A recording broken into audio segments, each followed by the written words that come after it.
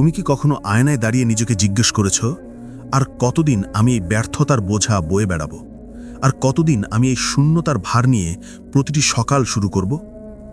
নিজেকে প্রশ্ন করো, তোমার ভেতরের সেই আগুন, সেই আকাঙ্ক্ষা, তা কি আজও ঘুমিয়ে আছে, নাকি প্রতিনিয়ত চিৎকার করছে মুক্তির জন্য? আমরা সবাই জানি সময়ের চাকা থেমে নেই। আমাদের রক্তে পরিবর্তনের এক তীব্র আকাঙ্ক্ষা খেলা করে। আমরা প্রত্যেকেই ভেতরে ভেতরে এক নতুন জীবন চাই, এক নতুন সফলতা, এক নতুন পরিচয়। কিন্তু কোথায় সেই পরিবর্তন? আমরা পরিবর্তন তো হতে চাই। প্রতিনিয়ত আমরা ভাবি, কাল থেকে সব ঠিক করে ফেলব, কাল থেকে ভোর 5টায় উঠব, কাল থেকে আর সময় নষ্ট করব না, কাল থেকে মন দিয়ে কাজ করব। কিন্তু শোনো, সেই কাল কখনো আসে না।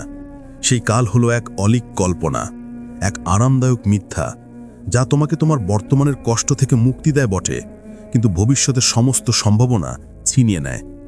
আর কালের দোহাই দিতে দিতে আমরা নিজেরাই নিজেদেরকে যে কত বড় ধোঁকা দিচ্ছি, কত দীর্ঘ সময় ধরে এই আত্মপ্রতারণা চলছে, তার কোনো আইডিয়া নেই।